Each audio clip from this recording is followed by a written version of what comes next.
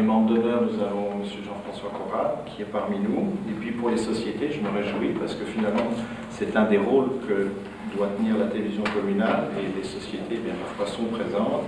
Il y a M. Pahul qui est là avec deux vestes, si je puis dire, puisqu'il représente l'avenir accordéoniste de Châtelaine, ainsi que l'association des intérêts de Vernier, et puis M. Morat, qui s'occupe de l'écoute Vernier, section théâtre. Et puis il y a un nouveau nom de société qui apparaîtra tout à l'heure quand on parlera de Mme Marc Valder avec Jean-Charles Moret. C'est un rendez-vous. On en parlera juste après. Alors si vous voulez bien, protocolairement, il nous faut un secrétaire de séance. Vous avez déjà entendu le clavier vibrer. Je ne veux pas vous mettre devant le fait accompli, mais je crois qu'il va tenir le rôle de manière excellente, donc autant s'en départir tout de suite. Que va-t-il nous raconter cette année? Mesdames, Messieurs, nous voici à nouveau réunis pour faire le point sur les activités de l'association durant ces 12 derniers mois. Tout d'abord, quelques mots sur notre lieu de réunion. Nous avions émis le souhait de tenir notre Assemblée Générale chaque année dans un endroit différent de la commune. Pour 2001, un concours de circonstances n'a pas rendu la chose possible. Ce n'est que le parti remis, c'est pourquoi nous nous retrouvons à nouveau cette année à la maison Chauvet-Lulin, mais comme il faut varier les plaisirs, nous ne sommes pas au même étage. Autre changement par rapport aux années précédentes, notre Assemblée se tient en semaine, respectant ainsi une proposition de l'un de nos membres. À vous de nous dire lors de nos débats si ce choix est plus judicieux que le samedi en soirée. Quelques mots sur nos finances pour cette année. Les autorités communales nous ont renouvelé leur confiance en nous attribuant une subvention d'un montant de 8 500 francs, qu'ils en soient ici remerciés. L'Assemblée générale de 1999 avait suggéré que nous approchions la communauté des propriétaires d'Avanchères pour obtenir une aide financière permettant de compenser les charges d'électricité pour notre local. Les démarches nécessaires ont été entreprises et en date du 8 novembre 2000, la communauté des propriétaires nous informait qu'un montant de 2 000 francs nous était alloué. Cette aide sera reconduite pour les prochaines années. Nous remercions M. Marc-Henri Friedli, président de la communauté des propriétaires d'Avanchères, pour ce geste.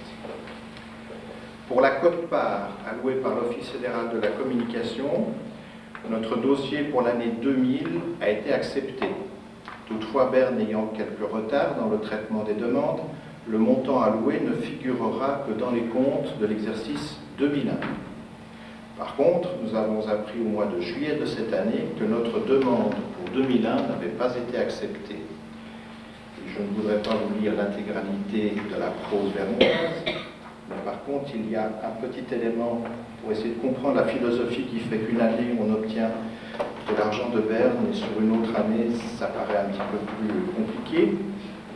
Voici ce qui a été dit. L'intention qui a guidé notre choix est de concentrer les moyens limités prévus pour l'aide aux diffuseurs locaux sur les stations qui contribuent de par leur rythme élevé de leurs activités audiovisuelles le plus à la diversité de l'information et de la culture dans les zones de diffusion et qui fournissent ainsi l'apport le plus important à l'accomplissement des objectifs suivis par le système de la répartition des quotes-parts des redevances. Pour ces raisons, nous n'avons pas obtenu la subvention pour l'année 2000. Ce qui pourrait se traduire, parce que ça fait un petit peu salir, c'est que plus vous produisez, plus vous avez de chance éventuellement de récolter une subvention dans les années à venir. C'est donc un petit peu le serpent qui se mange par la queue, puisque bénévolat et essayer de faire 52 émissions dans l'année, ça veut dire que ce n'est pas assez de production. Donc je m'inquiète un petit peu, mais gardons le moral. Pour le matériel, nous avons porté cette année notre attention sur le système de rediffusion. Nous devrions d'ici à la fin du premier trimestre 2002 disposer d'un système entièrement automatique pour la rediffusion des programmes. Nous pourrions ainsi avoir le programme du mercredi disponible chaque jour de la semaine. Encore un petit peu de patience. Autre étape importante, nous allons bientôt nous lancer dans le montage numérique. Le prix des logiciels et des cartes vidéo sont enfin devenus abordables, donc là aussi affaire à suivre. La qualité de diffusion maintenant. La qualité de diffusion sur le téléréseau reste à nos yeux l'un des points les plus importants. Rien ne sert de faire de bonnes images, un montage soigné, si le tout est desservi par une mauvaise qualité de distribution. Nous avons, en collaboration avec la société Conitel, procédé à une vérification de la chaîne de distribution, mais malgré un long processus de réglage, il reste encore du pain sur la planche pour la qualité, semble-t-il, sur notre commune. Là aussi, affaire à suivre. En conclusion, Finalement, je reste toujours fasciné de constater que 12 mois de travail peuvent se résumer en 2 pages, ce qui est passablement injuste par rapport au travail que cela représente, mais que l'on se rassure, notre activité reste toujours aussi passionnante et les rencontres sur les tournages de plus en plus enrichissantes. Gageons que 2001 sera encore un bon cru pour la télévision communale. Bravo.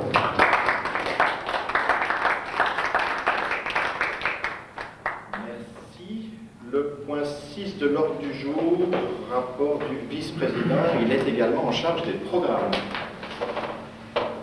Comme chaque année à la même époque, ce petit rapport permet de se remémorer quelques moments importants de nos activités. Nous en sommes à la 43e mission pour cette année 2001 et c'est la 521e depuis le 4 décembre 1991. Ça me permet de dire que cette première année du siècle a été bien chargée et que nous avons été les témoins de plusieurs moments importants. J'évoquerai tout d'abord le 1er août qui revenait pour la seconde fois aux Avanchets, de surcroît un mercredi. Nous avons ainsi assuré 3 heures de direct avec des équipes qui partaient tourner des lignes de reportage de quelques minutes, diffusées l'instant d'après. Le studio devient alors dans ces moments une véritable ruche bourdonnante, les gens viennent, repartent, c'est une très intéressante expérience. La semaine suivante, nous avons présenté un montage des meilleurs moments, une sorte de best-of, qui nous a permis de revivre quelques-uns de ces moments magiques. Autre point fort de notre année médiatique, dont on peut situer le début au lendemain de notre dernière Assemblée générale, les événements sportifs. Je passerai rapidement sur la traditionnelle course autour du poteau à Bernay, où les élus communaux se donnent à fond lors de la dernière course. 2 points principaux retiennent notre attention. Tout d'abord, la présentation des parcours mesurés, qui nous a demandé plusieurs mois de préparation. Nous avons tourné des images à l'automne 2000, au printemps 2001, puis nous avons mis la présentation de l'émission en voix dans une guinguette au bord du Rhône. Interviews diverses ponctuaient la présentation de plusieurs sujets présentant les différentes facettes de ces parcours. Au mois de juin, Vernier était le théâtre de la 4e étape du Tour pédestre du canton, dont une précédente édition avait eu lieu il y a quelques années. Nous avons réalisé un reportage sur cette course et son ambiance, et le beau temps aidant, les images ont beaucoup impressionné les organisateurs de la course. 3e facette de ces activités sportives, la première journée Sport pour tous, organisée sur la commune, qui a connu un très beau succès qui nous a permis de présenter presque toutes les disciplines inscrites au programme, soit une quinzaine. À la fin de l'année dernière, nous avons reçu sur le plateau de Canal 29 les organisateurs du Téléthon, et nous sommes allés tourner des images en ville de Genève et à Vernier. Nous avons pu ainsi constater la grande solidarité du public genevois. Mais il n'y a pas que le sport. Et nous avons été les témoins d'un grand nombre d'activités qui se sont déroulées sur la commune. Je citerai pêle-mêle la journée Canin Malin organisée sous l'égide des espaces verts Verdiolan, la récente exposition de poissons et de reptiles au Lignon, les activités de l'écho de Vernier Théâtre, que nous suivons toujours avec beaucoup d'intérêt et qui préparaient les fausses confidences de Marivaux, l'Opéra Studio qui cette année montait les noces de Figaro, la Compagnie du Tard qui présentait l'affaire Calas dans le parc de la mairie, les bibliothèques de la commune qui profitaient de l'été pour se présenter à l'air libre, ou encore un sujet sur le parc Chauvet-du-Lin, un an après sa réhabilitation. Je pourrais citer encore beaucoup de sujets comme cela, mais je dirais simplement que sur une quarantaine d'émissions diffusées en 2001, 25 étaient consacrées à des activités se déroulant sur la commune de Vernier, 15 représentaient des sujets plus généralistes, dont 5 étaient des documentaires ou des films de vacances. Je ne voudrais pas oublier dans cette liste le tournage du spectacle de l'atelier danse de Vernier dans la salle du Lignon. Nous y avons transporté une partie de notre régie et 4 caméras. Malheureusement, un problème technique lié au manque de lumière ne nous a pas permis de présenter un produit de très bonne qualité. Mais c'était quand même une expérience très intéressante que nous renouvellerons sans aucun doute dans l'avenir. J'évoquerai brièvement le journal à l'écran pour dire que ce média devient incontournable et que toujours plus de personnes y prêtent intérêt. Il est vrai que lorsqu'une information nous a été transmise, les intéressés vérifient que leur communiqué est bien diffusé. Dès lors, le pli est pris. Il faut savoir que le travail de mise à jour du journal à l'écran est considérable. Souvent, notre président, qui en assume la maintenance, y passe une bonne partie de son samedi après-midi et une bonne heure le mercredi à l'issue de l'émission hebdomadaire. Il est aussi aidé dans cette tâche par Christiane qui prépare les communiqués. Bien entendu, toutes ces activités n'auraient pas été possibles sans nos bénévoles qui fournissent un travail considérable les autorités qui nous soutiennent et tous ceux qui nous communiquent leurs informations, et je tiens à les remercier en bloc ici. Pour l'avenir, nous nous préparons à entrer dans le monde du numérique, pour ce qui est du montage en tout cas. Ce sera une véritable révolution et la souris va remplacer les potentiomètres. Attention les yeux, pour ma part, je me réjouis d'avance. Par contre, il semblerait que le logiciel ne soit pas fourni avec un lit de camp pour les longues soirées de montage. Les meilleures choses étant les plus courtes, ce sera tout pour ce soir et à la prochaine.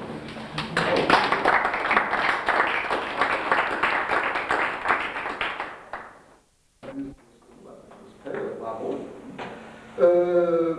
Notre président ayant une fois de plus magistralement dirigé ces débats, je pense que je peux prendre le temps de poser 3 questions à l'Assemblée. C'est un peu une question de devinette. Membre de l'association Vidéo à Ronchet depuis 1992, efficace dans quasiment toutes les tâches inhérentes au fonctionnement d'une télé locale, caméra, prise de son, régie audio, animation d'émissions directes, reportage, et en plus de tout, bénévolement bien entendu, secrétariat. De qui s'agit-il? Bonne question.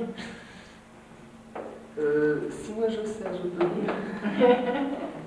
Bon, on admet qu'on a la réponse. Deuxième question. Membre de l'association depuis 1984, c'est un sacré bail. Il devient très rapidement le spécialiste des interviews, des montages, tant audio que vidéo. Il consacre à l'association une grande partie de ses loisirs et également de ses vacances. Je vous repose la même question, de qui s'agit-il? Je suppose savoir qui c'est. On veut des noms.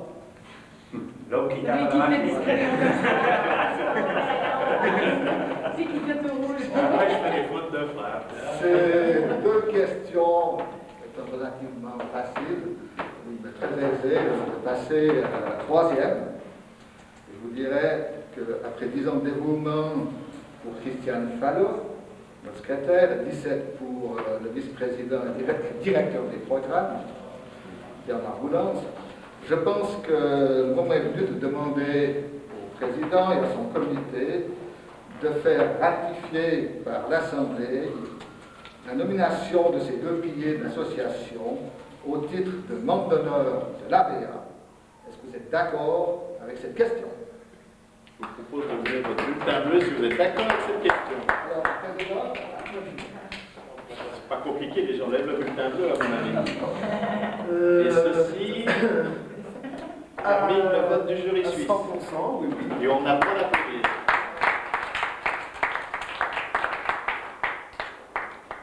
Comme je n'ai pas pu reparler au comité, vu que les personnes qui sont déjà au comité, je vais faire ça un petit peu tout seul. Je me suis permis de préparer à l'avance, j'attends une décision. Une métier qui remonte à la surface. Très brièvement tapé avec les 3 notions que j'ai mis 4 doigts sur un PC. 2 diplômes que je remets au président au nom de bien vouloir signer. Je ne pouvais pas me permettre encore d'acheter des cartes, mais ça viendra, mais ça, c'est en sortant, j'ai vu qu'il y en a un gros qui était là.